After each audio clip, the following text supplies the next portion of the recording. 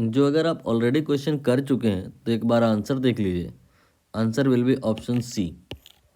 Question क्या है, paragraph या डायरेक्शन बेस्ड क्वेश्चन है ये। यहाँ पर अभी एक और क्वेश्चन आएगा बाद में, पहले इसको ही देख लीजिए। पैराग्राफ का जो कंटेंट है उसको हम रीड कर लेते हैं। कह रहे हैं कि न्यूक्लियस है, उसका mass m plus delta m है। सपोज करिए we have nucleus suppose x, और इसका मास क्वेश्चन के according m plus delta m है। और ये न्यूक्लियस डीके हुआ है, इसके दो पार्ट हो गए हैं इनटू टू डॉटर न्यूक्लियाई। अच्छी बात ये रही इक्वल इक्वल मास के, मतलब ये न्यूक्लियस एक स्मॉलर न्यूक्लियस में कन्वर्ट हुआ है, छोटे छोटे दो सिमिलर न्यूक्लियाई में।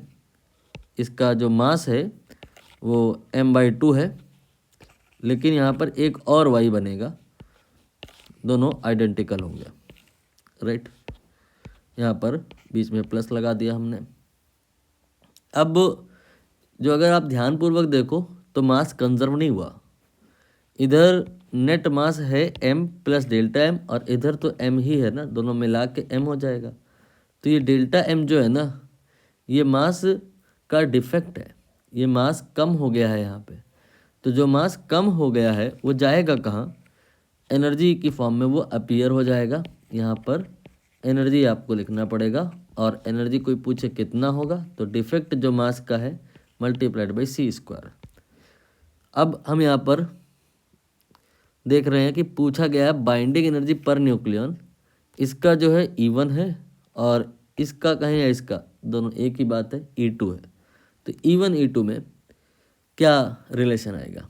अगर आप मैथमेटिकल नहीं होना चाहते तो थ्योरेटिकली समझ में आएगा कि अगर कोई प्रोसेस अपने आप हो गई है, ये कैसे पता चलेगा कि अपने आप हो गई है। अगर एनर्जी निकली है मतलब वो अपने आप हो गई है, मतलब वो स्टेबिलिटी की तरफ चली गई है।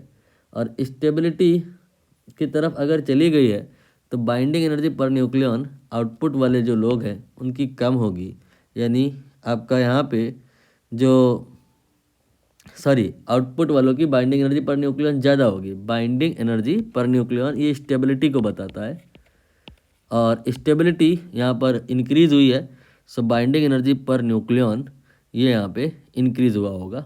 ये तो आपका थ्योरेटिकल अप्रोच हो गया। But if you want mathematical then it is possible. यहाँ पर E हो जाएगा इसका बाइंडिंग एनर्जी E1, और इसमें नंबर ऑफ न्यूक्लियन अगर हम सपोज करिए A मान लें, तो A से मल्टीप्लाई कर देंगे तो it will be the total binding energy with this nuclei जो हमें यहाँ पे देनी पड़ेगी। तो इसके अंदर के ये सारे न्यूक्लियन तितर बितर हो जाएंगे, अलग अलग हो जाएंगे, ये न्यूक्लियस डिफॉर्म हो जाएगा, डिस्ट्रॉय हो जाएगा। और हमें इन न्यूक्लियस को डिस्ट्रॉय नहीं करना, बनाना है। तो हमें यहाँ पे E2 जो इनकी बाइंडिंग एनर्जी है मल्टीप्लाइड बाई अब मास नंबर A/2 होगा, ये आपको एनर्जी देनी पड़ेगी। नहीं, ये एनर्जी निकल आएगी जो अगर y बन गया, और दो y बने हैं, इसी में 2 का मल्टीप्लाई कर दो, तो ये आपका जो E2A है that will be the amount of energy जो रिलीज़ हुआ है, और ये वो एनर्जी है जो दिया गया है। और इन टोटल आप पहले ही कह दिए थे कि एनर्जी यहाँ पे रिलीज़ होगी, तो यहाँ पर ये रिलीज़ अमाउंट डेफिनेटली मोर होगा कंपेयर टू एब्जॉर्ब अमाउंट, तभी ओवरऑल एनर्जी रिलीज़ हो पाएगी। तो E2A यहाँ से प्रूफ हुआ definitely more than E1A। A से A कैंसिल हो जाएगा, E2 will be more than E1।